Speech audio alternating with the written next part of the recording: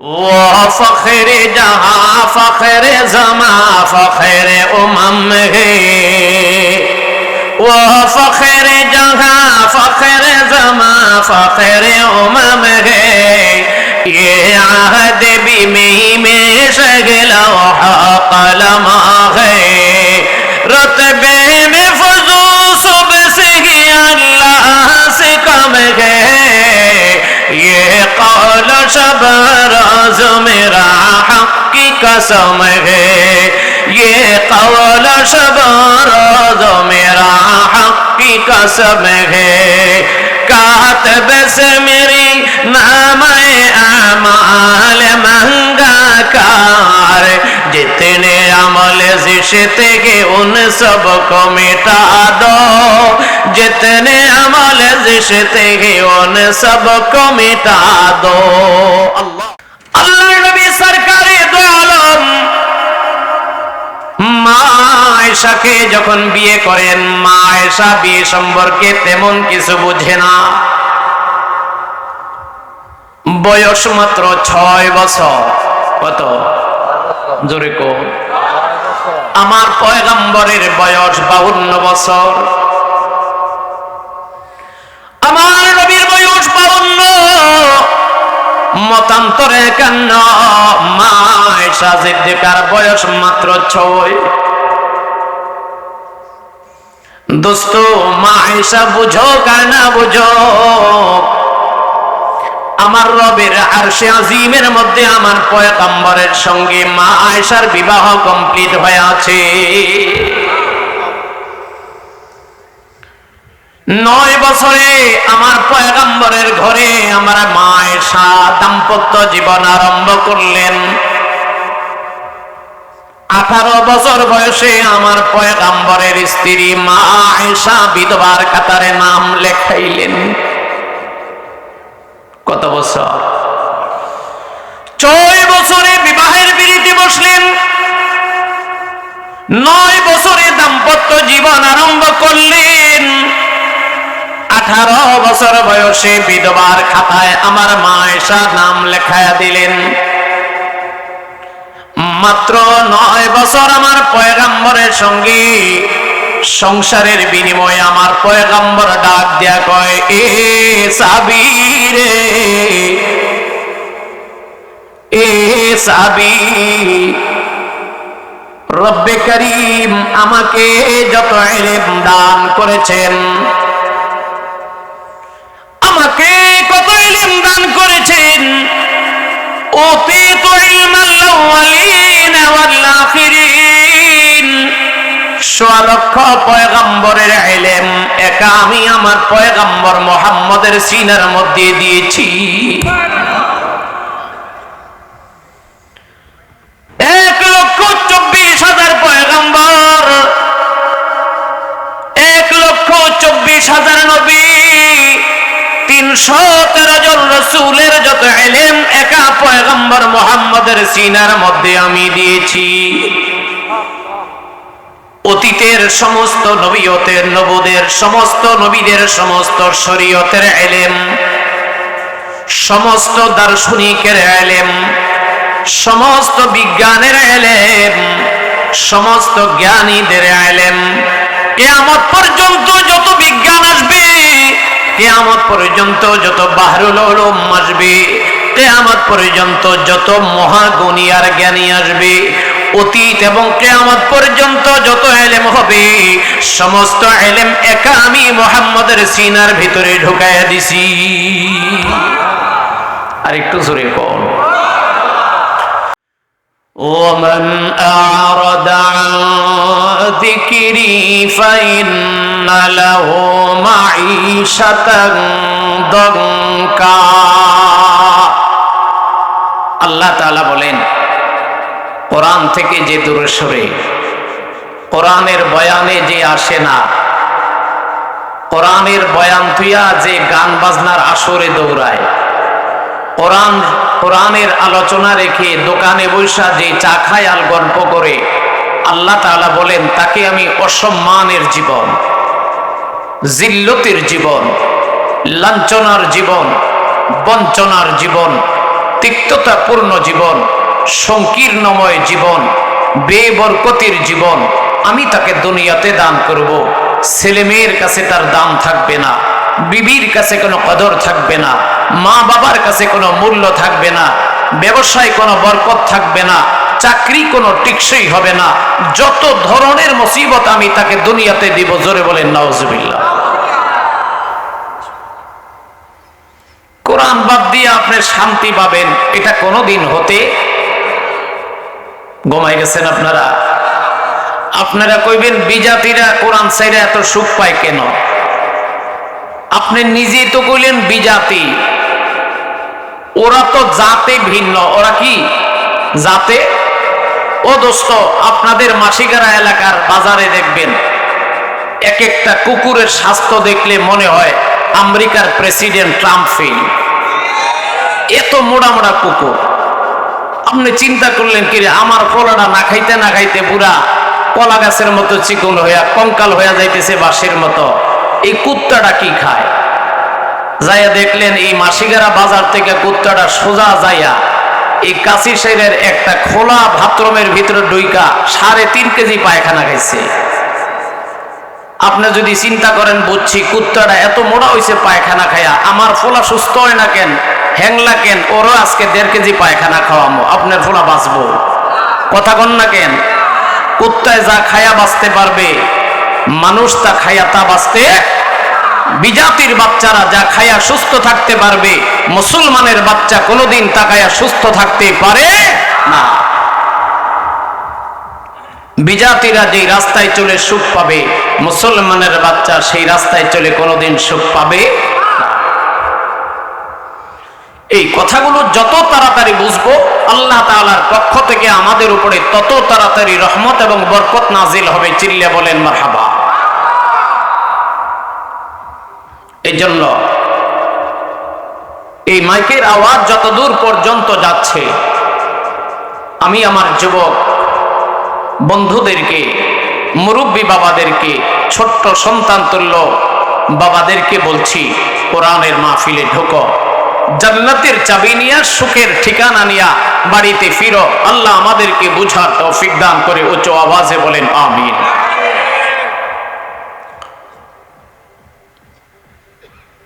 এই আওয়াজটা কোথায়?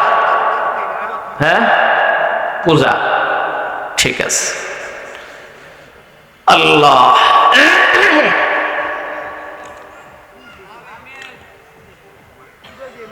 মেরে মহতারাম,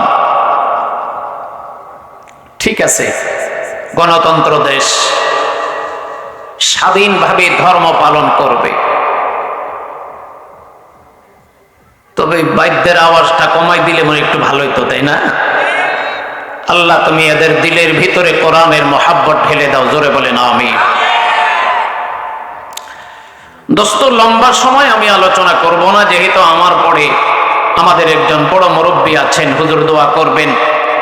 সম্ভবত সন্ধ্যার আগে বা পরে এই মাদ্রাসার খতমে বুখারী অনুষ্ঠান হয়েছে। হযরত আমার পরে ইনশাআল্লাহ দোয়া করবেন। আল্লাহ পাক আমাদের এই দোয়ার আয়োজনকে, দোয়ার বরকতময় অনুষ্ঠানে আমাদেরকে শরীক থাকার তৌফিক দান করে বলি আমিন। কোরআনে কারীমের সূরা তাওবা থেকে 71 নম্বর আয়াত এবং সূরাতু আল ইমরান থেকে 35 নম্বর আয়াত, দুটো আয়াত আমি তেলাওয়াত করেছি। আলহামদুলিল্লাহ পড়েন। আল্লাহ যাদের শুভবুদ্ধির উদয়ে এই গান বাজনার বাদ্যযন্ত্রের আওয়াজটা স্তম্ভিত হয়েছে, আল্লাহ তুমি এদের দিলের ভিতরে হেদায়েতের নূর পয়দা করে দাও, বলেন আমিন। দোস্ত, আমি কোরআনে কারীমের দুটো আয়াত তেলাওয়াত করেছি। একটা গুরুত্বপূর্ণ বিষয়ে অল্প সময় কিছু কথা বলবো। জোরে বলেন ইনশা। আর একটু জোরে বলেন। কষ্ট হবে আপনাদের? আরো জোরে বলেন, কষ্ট হবে? সূরা তাওবা থেকে আমি 71 নম্বর আয়াত, সূরাত আলে ইমরানের 35 নম্বর আয়াত। যেহেতু আজকের এই মাহফিলটা হ্যান্ডবিলে লেখা ফাতেমাতুজ জাহরা মহিলা মাদ্রাসা,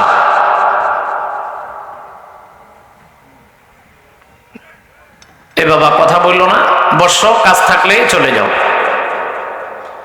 এই জন্য আমি যেহেতু মাদ্রাসা মহিলা, এই মহিলা মাদ্রাসার উদ্যোগে যেহেতু মাহফিলটা, এই জন্য মহিলা সংক্রান্ত বিষয়টাকে একটু প্রাধান্য রেখে আজকের আলোচনাটা উপস্থাপন করলে আপনারা কি বেজার হইবেন? কারণ মহিলা ছাড়া আপনাদের কোনো দাম আছে? কথা কোন না কা? মহিলা ছাড়া আপনাদের কোনো মূল্য আছে? মহিলা না আসলে আপনারা কোত্থেকে আসতেন? হযরতে আদম আলাইহিস সালামকে আল্লাহ জান্নাতে বানাইছেন, জান্নাতে কিসের অভাব? কোনটার অভাব আছে ভাই? তারপরও আদম আলাইহিস সালামের শান্তি নেই, বেচৈন, অস্থির। কেন? যে একা একা ভালো লাগে না। একা একা কি লাগে না? وَقُلْنَا يَا آدَمُ اسْكُنْ أَنْتَ وَزَوْجُكَ الْجَنَّةَ وَكُلَا مِنْهَا رَغَدًا حَيْثُ شِئْتُمَا। আল্লাহ পাক পরওয়ারদিগারে আলম আব্বাজান হযরতে আদম আলা নবীনা আলাইহিস সালামকে জান্নাতে বানাইলেন। জান্নাতে বানায়া পয়গম্বর আদমকে জান্নাতের মধ্যে বলেন, আপনি থাকেন, আপনি খান। ও মেরে মোহতারাম ভাইয়া, জান্নাতের মধ্যে নাজ ও নেয়ামতের অভাব নাই, জান্নাতে আরাম আয়েশের কোনো অভাব নাই। কিন্তু আব্বাজান আদম একা একা হলে খায়া মজা লাগে না, চলাফেরা করে মজা লাগে না, হাঁটা চলা করে মজা লাগে না রে ভাই। এই জন্য পরওয়ারদিগারে আলম আমার আব্বা আদম আলাইহিস সালামের বাম পাজরের বাঁকা হাড্ডি দ্বারা আমার আম্মা হযরতে হাওয়াকে বানায়া আল্লাহ পাক ডাক দিয়া বলেন, এ আদম, এতদিন তুমি একা ছিলা, আজ তুমি একা নও, তোমার একজন সঙ্গিনী বানায়া দিলাম, সহধর্মিনী বানায়া দিলাম। وَقُلْنَا يَا آدَمُ اسْكُنْ, এ আদম, আমার রব ডাক দেয়া কয়, এ পয়গম্বর আদম, তুমি জান্নাতের মধ্যে থাকো, আনতা ওয়া যাওজুকাল জান্নাহ, তুমি এবং তোমার বিবিকে নিয়ে জান্নাতে থাকো।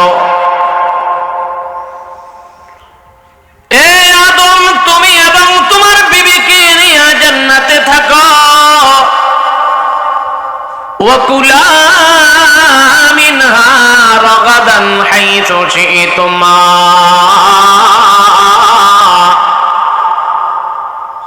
এবং তোমরা দুইজনে জান্নাতে বিচরণ করো, জান্নাতে দৌড়াদৌড়ি করো, জান্নাতে যা মনে চায় খাও।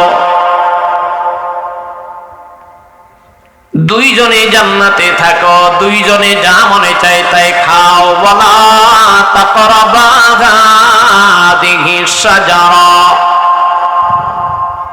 শুধু খেয়াল রাখবা, একটা বেজাইল্লা গাছ আছে, বেজাইল্লা গাছের কাছে যেও না, ফাতাকুনা মিনাজ জালিমিন।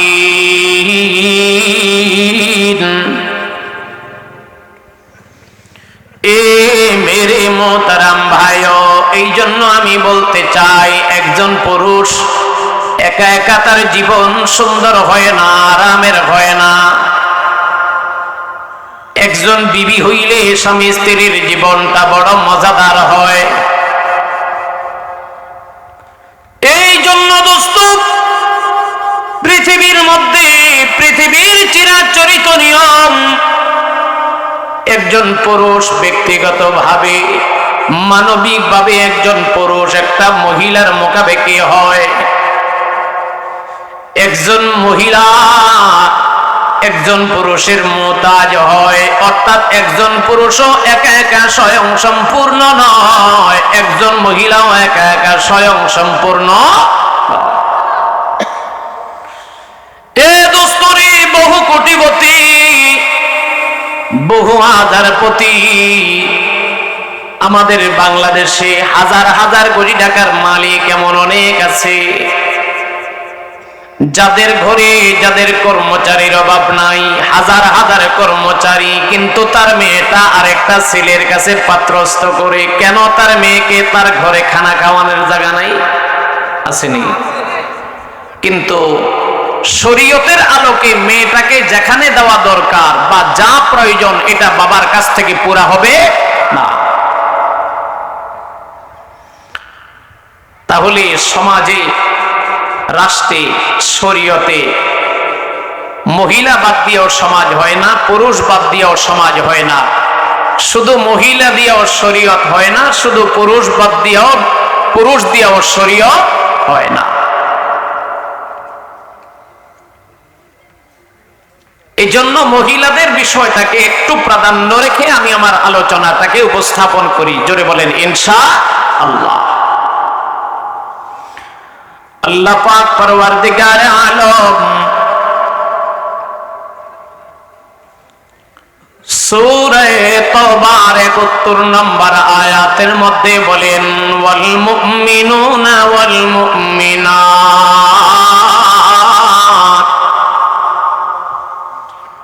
ওয়াল মুমিনুনা ওয়াল মুমিনাতু বা'দুহুম আউলিয়া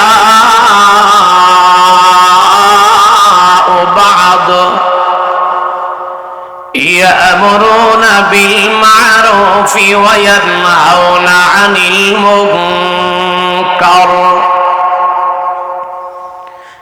এ মেরে মোহতারাম ভাইও, হযরতে হাকিমুল উম্মত মুজাদ্দিদ মিল্লাত আশরাফ আলী থানভী নওয়ারাল্লাহু মারকাদা তার কিতাব ইসলাহি খুতুবাতের মধ্যে, ইসলাহে খাওয়াতিনের মধ্যে লিখেন,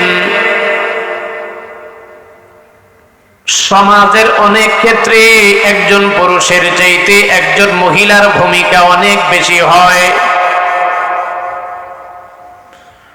সমাজের ক্ষেত্রে, পরিবারের ক্ষেত্রে একজন পুরুষের চাইতে অনেক ক্ষেত্রে মহিলার অধিকার, মহিলার ক্ষমতা বেশি হয়।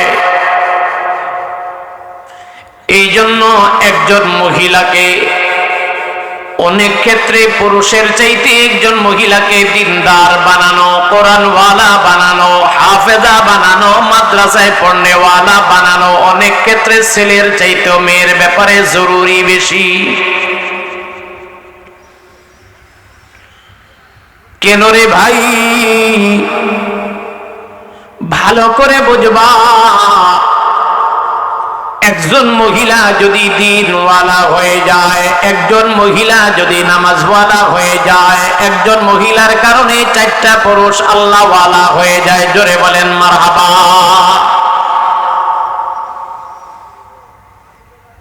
এই আমার প্রিয় ভাই, ইসলামী শরীয়তে মা বোনদেরকে, মহিলাদেরকে দুটো পদ দেওয়া হয় নাই। একটা হলো নবুয়তের পদ, আর একটা হলো ইমামতের পদ। ১৬ লক্ষ পয়গম্বর, এমন কোন পয়গম্বর নাই যে কোন পয়গম্বর দুনিয়াতে মহিলা হয়ে আসছেন। ১৬ লক্ষ পয়গম্বর এটা পুরুষের মধ্যে আসছেন, মহিলাদের মধ্যে নয়। কারণ নবুয়তের পদ অনেক ভারী, নবুয়তের পদ অনেক শানদার, নবুয়তের পদ অনেক উঁচা। এই জন্য দোস্ত, নবুয়তের কোন পদ কোন মহিলাদেরকে দেওয়া হয় নাই। ২ নম্বর ইমামতের পদ, কোন মহিলাকে দেওয়া হয় নাই, কোন মা বোনদেরকে দেওয়া হয় নাই। ইমামতের পদ দুনিয়ার পুরুষদেরকে দেওয়া হয়। কেন? ইমামতের পদের ওজন, ইমামতের পদের দায়িত্ব, খুতবাতের দায়িত্ব অনেক বাড়ি, অনেক শানদার। এই জন্য আমাদের প্রধানমন্ত্রীর ডিগ্রি যতই থাকুক, তাই বলে বাইতুল মুকাররমের ইমাম হওয়ার ক্ষমতা নাই। ঘুমাই গেছেন আপনারা? আমাদের প্রধানমন্ত্রীর ডিগ্রি তো অনেক ছিল, বিগত যে প্রধানমন্ত্রী ছিলেন, তাই বলে কি বাইতুল মুকাররমের ইমাম হওয়ার যোগ্যতা রাখে? জোরে বলে। বাইতুল মুকাররমের ইমামের যোগ্যতা তার চাইতে 1000 গুণ বেশি। জাতীয় ঈদগার খতিব হওয়ার দায়িত্ব, জাতীয় ঈদগার খতিব হওয়ার যোগ্যতা প্রধানমন্ত্রীর ভিতরে নাই। আরে দোস্ত, আমাদের প্রধানমন্ত্রী বাদ দেন, কি এর ছাতার কথা কোন? এই পৃথিবীর যত মহিলা ছিল সর্বশ্রেষ্ঠ, আল্লাহু আকবার বলেন। তাকবীরের আওয়াজে মনে হয় আমি কুরস্থানের সামনে বৈশা ওয়াজ করতে আছি। সব মরা। কি আপনারা যেটা আছেন সবাই? এই পৃথিবীর একজন শ্রেষ্ঠ মহামহীয়সী নারী আম্মাজান হযরতে আয়েশা সিদ্দিকা রাদিয়াল্লাহু তাআলা আনহা, জোরে বলতে হবে মারহাবা। 1 কোটি মহিলাকে যদি এক পাল্লে ওজন করা হয়, 1 কোটি মহিলা মানে রাবেয়া বসরিয়ার মতো 1 কোটি মহিলা, খালেদার হাসিনার মতো মহিলা বলছি না আমি, খালেদার হাসিনা নয়, রাবেয়া বসরিয়ার মতো জগৎ বিখ্যাত আল্লাহওয়ালা 1 কোটি মহিলাকে যদি এক পাল্লা ওজন করা হয়, খোদার কসম আম্মাজান আয়েশার সমান হবে না।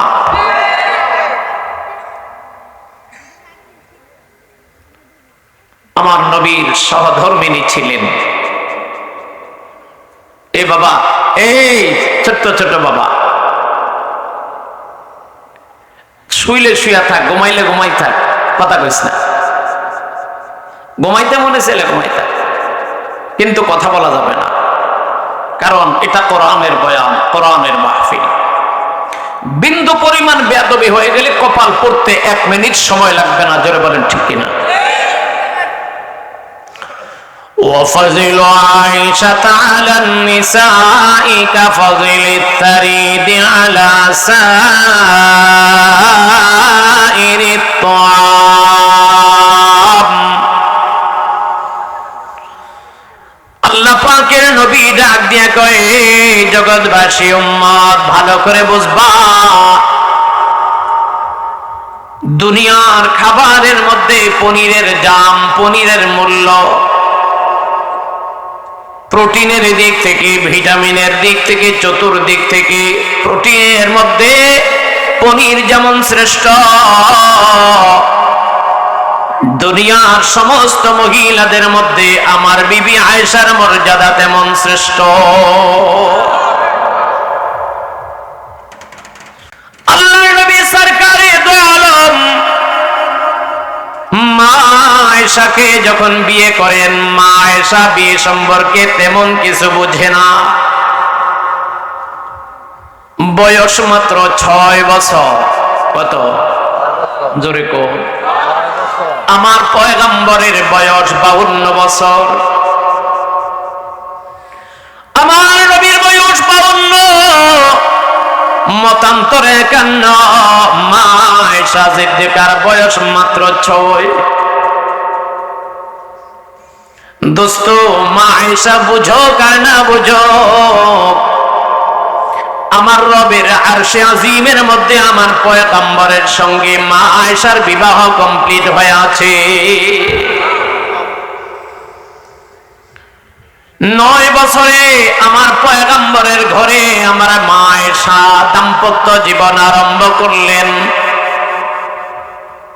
18 বছর বয়সে আমার পয়গম্বরের স্ত্রী মা আয়েশা বিধবার কাতারে নাম লেখাইলেন। কত বছর? 6 বছরে বিবাহের পিঁড়িতে বসলেন। 9 বছরে দাম্পত্য জীবন আরম্ভ করলেন।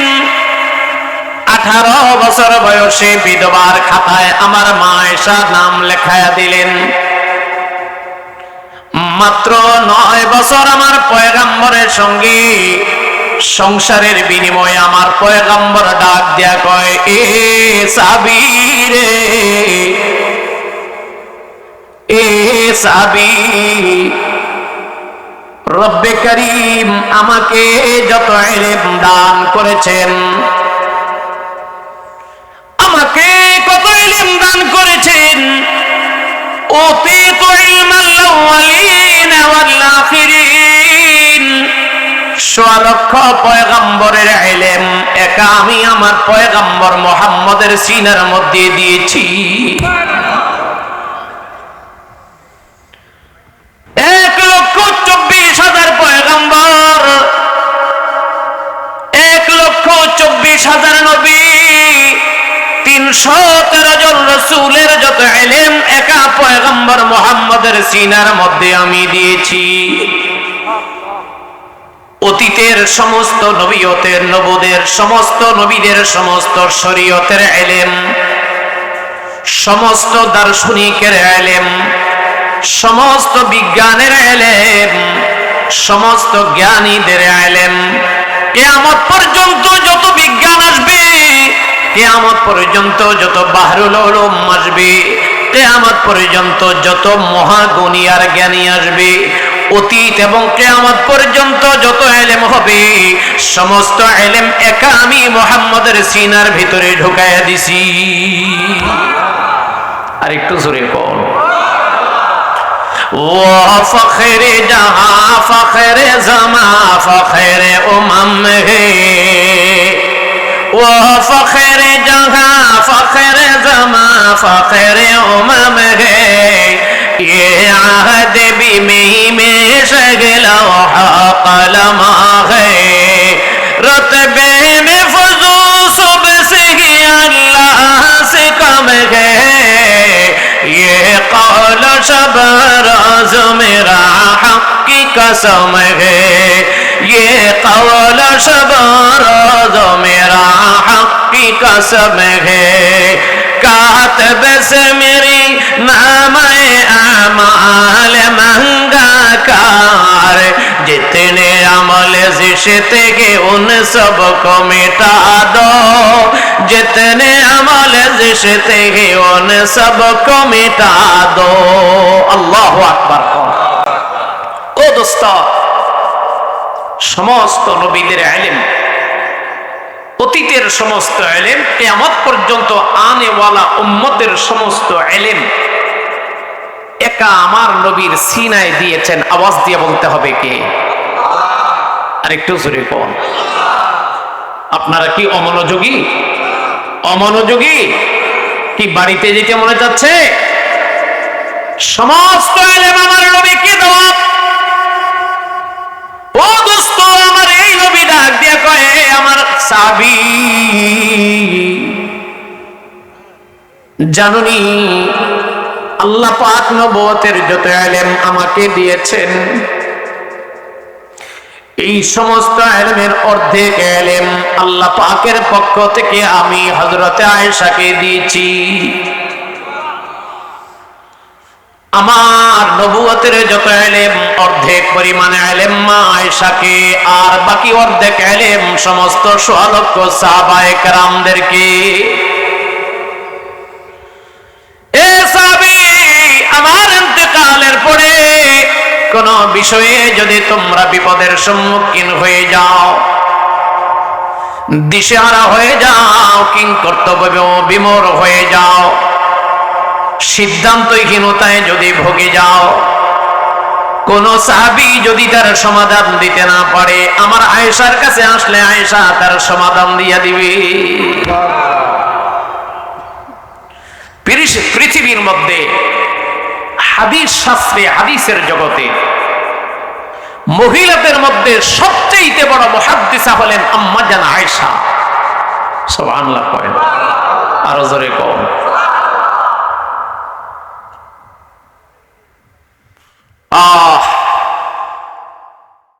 যদি বাবার কাছে এমন ডিমান্ড করে, বাবা আইজি বিড়ি ছাড়তে বাধ্য, বাবা আইজি নামাজ পড়তে বাধ্য, বাবা আইজি টিভি ছাড়তে বাধ্য, বাবা নাচ গান বন্ধ করতে বাধ্য, বাবাকে মেয়ে যা বলবে বাবা তার সন্তানের কথা, বিশেষ করে মেয়ের কথা বেশি প্রাধান্য দেয়। যেন বলো ঠিক কিনা? এই মেয়েটা যদি আর একটু বড় হয়, বাইকে ডাক দিয়ে কয়, ভাই রে,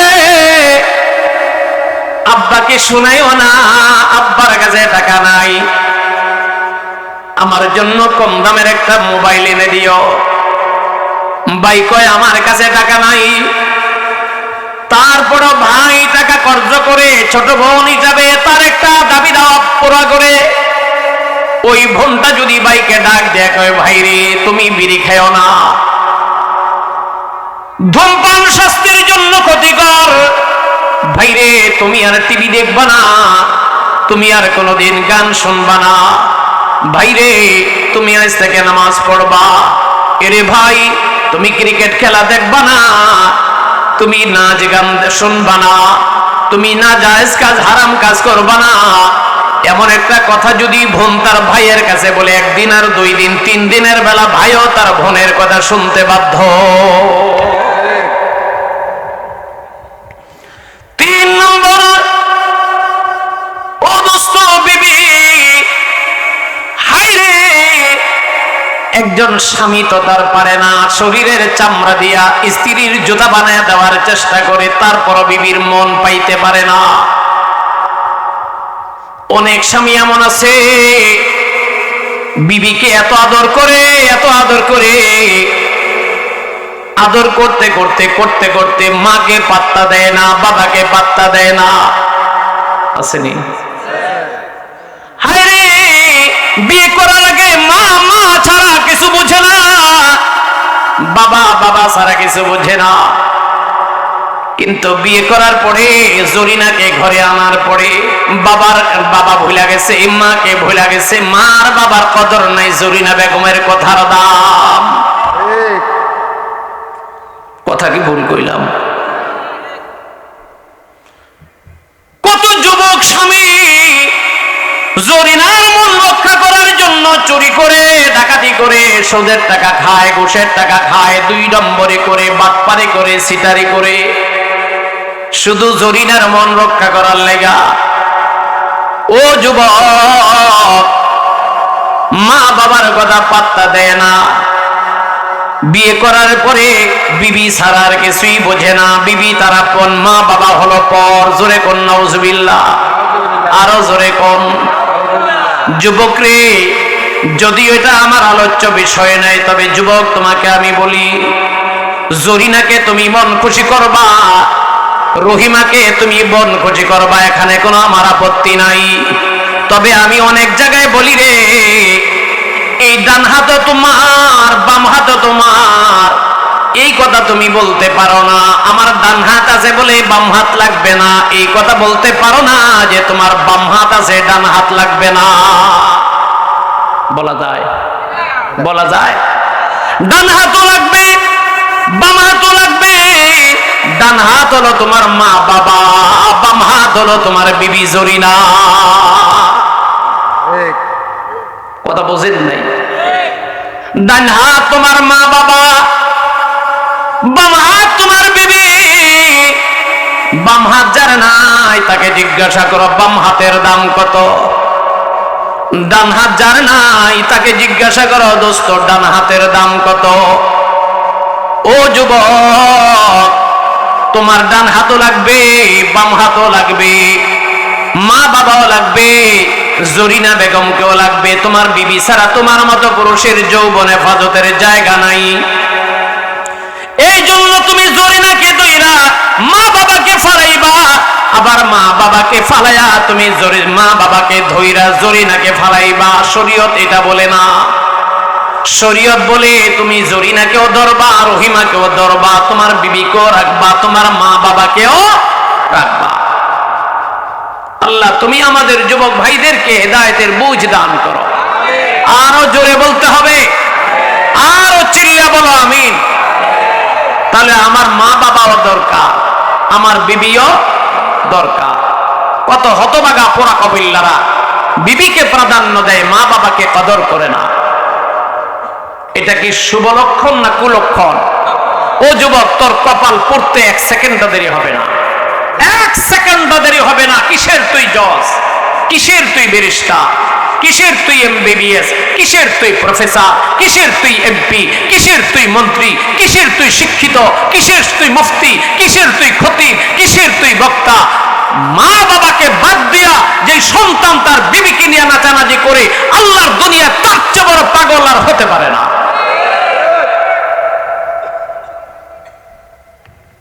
মা বাবাও লাগবে, বিবিও লাগবে, দুইজনকে আমার হাতে রাখা লাগবে, একজনকেও বাদ দেওয়া যাবে না। জোরে বলেন ঠিক কিনা?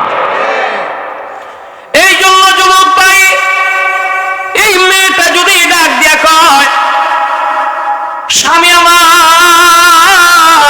তুমি আমার কথা শোনো, আমার কথা শোনো, এই জন্য আজ থেকে আমি তোমাকে নির্দেশনা দিলাম, আর কোনদিন নামাজ ছাড়বা না, আর কোনদিন তুমি বিড়ি খাইবা না, আর কোনদিন তুমি বেপরদা করবা না, আর কোনদিন তুমি নাফরমানি করবা না। বিবি যদি স্বামীকে এইভাবে যদি শাসন করে রে ভাই, এইভাবে যদি প্রেসার ক্রিয়েট করে, দোস্ত, একদিন না একদিন স্বামী বাধ্য হবে তার স্ত্রীর কথা শুনতে। 4 নম্বর,